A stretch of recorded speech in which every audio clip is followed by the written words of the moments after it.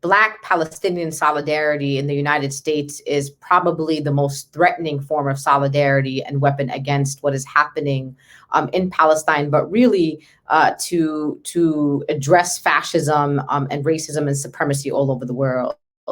And so, as many people know, as a Palestinian American, I'm actually not really well known for my organizing around Palestinian rights in the United States. I'm actually known for working on the front lines against police brutality, working with families who have lost their children to police violence here in the United States, who often are Black or Latinos.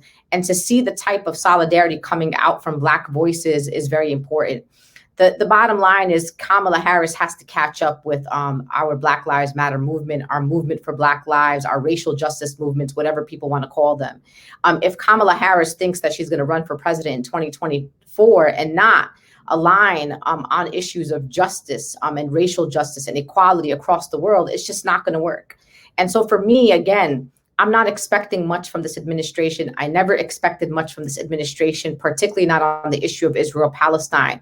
We were really, Liam, in a conundrum. I mean, we didn't really have any choice in this matter. And I know that a lot of leftists and folks, look at us and say, stop telling me, vote, between the lesser of two evils. But in fact, what we believed as organizers in the United States, that it wasn't the lesser of two evils, that it was literally fascist and someone who was also horrible on the issues, but happens to not be a fascist all the way. That's really what we were voting for here in the United States. But I think, again, and I believe the same in any country who has a democracy, all politics are local. And so watching the emergence of Ilhan Omar and Rashida Tlaib, and even watching even on a state level here in the United States, emerging democratic socialists who are winning office across the country, watching the rhetoric that is now happening that is more empathetic to Palestinians, and really watching the debate that our very own Senator Bernie Sanders in the United States running for president brought to the highest echelons of the Democratic Party. So again, we have a lot more work to do, Liam. I'm not really counting on this administration, unfortunately, but I am committed to the solidarity and the continuing of building power that will not only help the Palestinian people, but will help marginalized people across the world who have had to endure the impact of U.S. foreign policy. I believe Jeremy Corbyn has got a question for you, Linda, as well. Linda, thanks for what you said and the way you put it. It seems to me kind of strange as an observer of the United States that the radical movements in the USA got together to support the civil rights movement in the 50s and 60s, were crucial in opposing the Vietnam War, and indeed helped to bring an end to the Vietnam War. I was there during the opposition to the Iraq War, and there were some incredible demonstrations, marches and things I went on, which helped to sort of frame the political debate around Iraq. But I've always found it very odd, the way in which all that anti-racist movements, solidarity movements have not so far brought Palestine center stage. Now, I'm impressed with the statements that have been made by various members of Congress and very encouraged by that. I think that is really very good indeed. But do you think that there's going to be the same kind of movements in the Senate and in the House as there were, which helped to bring legislative change to the anti-apartheid movement, various bills that were put through at that time? Do you think the same kind of movement will have that effect in solidarity with the people of Palestine? And are people across the USA totally shocked by what they've seen on their screens in the last few days? Because nobody in the world that has either access to a radio or a television can be unaware of what's happened in Palestine over the last week. I appreciate that, Mr. Corbyn. I am in a state of mind and that I'm just going to tell you the truth. The truth is that in the United States of America, we have what we call progressives except for Palestine. People who are excellent around talking about white supremacy and addressing white supremacy, supporting undocumented immigrants in the United States, and even supporting marginalized people in other parts of the world. But when it comes to Palestine, a line gets drawn. And let me tell you why that line gets drawn here.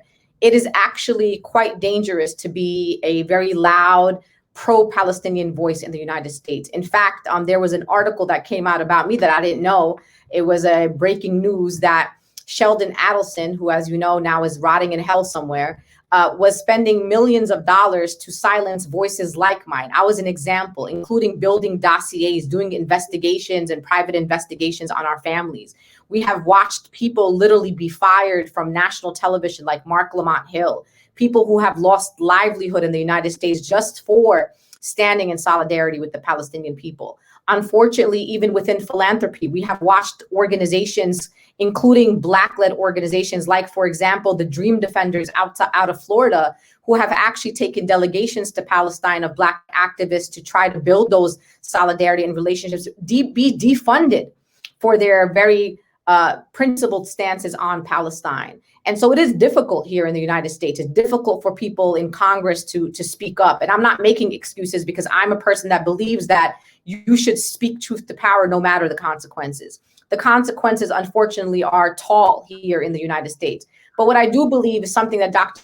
King said, Mr. Corbin, may not see the promised land, but I do believe that I have the responsibility, and that the movements have the responsibility to plant those seeds in hopes that we will come to the place that you're speaking of, which is a Senate and a Congress who is empathetic to the Palestinian people, who center justice and who center equity around the world, who believe in diplomacy over war.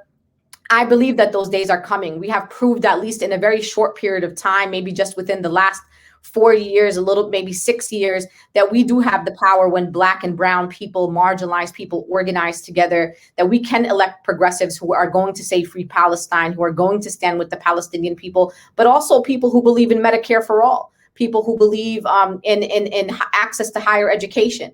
And so we found that the kind of politics of someone like Bernie Sanders was actually much broader than just Senator Bernie Sanders. And he really gave courage to a lot of people running for office to start putting those values on the table. And so we've only been through 2-3 mid-year election cycles, and there's many more to come. But I do see that hope. I mean, watching members of Congress on the House floor just shows us that what is the potential. And to your point, unfortunately, the Palestinian people are not being taught in public schools in America. In fact, in the state of California, we have been in a long-term fight where their opposition pro-Israel lobby has tried to remove Palestine and Arab American studies from the larger curriculum around Arab American studies, around minority studies, ethnic studies. So even when we are saying, listen, all we want for you is to educate about the communities we come from in the same way that you educate about others, everything we do here in the States requires a fight. Our Palestinian communities are fighting in Palestine, and they also have to fight here, and our allies have to fight with us. So again, the work is happening, the organizing is happening, the Black Lives Matter movement, the movement for Black Lives, has centered and endorsed the boycott, divestment, sanctions movement. We have seen a lot more integration of Palestine as the current global social justice issue of our time. We see a lot of comparisons with South African apartheid fight, and people basically saying, if you would have stood up against South African apartheid, then this is your moment now on Palestine. And so again, there's a lot of work to be done. I've been doing this work for 2 decades now, and I have seen the progress. And unfortunately, until we figure out how to build the same type of organizing, same type of consistency, and also to invest the same type of money as we have seen the pro-Israel lobby, we're not going to move as fast as we can. But what I am seeing, Mr. Corbin, that I think is so heartwarming and really hopeful here is that the entire pro-Israel propaganda machine in the United States of America is literally crumbling before our very eyes. I mean, we have watched celebrities and athletes and people who never, ever brought up Palestine, said anything about Palestine, coming out. We are watching organizations that never had the courage to even mention Palestine, talk about Palestine. And the most beautiful part is watching young Jewish progressives, young Jews who are literally risking their own positions within their larger community, coming out, organizing events, leading conversations, lobbying Congress, standing in solidarity with our movements here, and really centering the voices of Palestinians. And so I'm encouraged, but again, so much more work to do. Thanks for watching this clip from DDN Live. If you want to watch the whole video, simply click the link below. But most importantly, support the incredible work of Double Down News by visiting their Patreon page and becoming a patron now. Join the future of journalism, support alternative analysis to the mainstream media.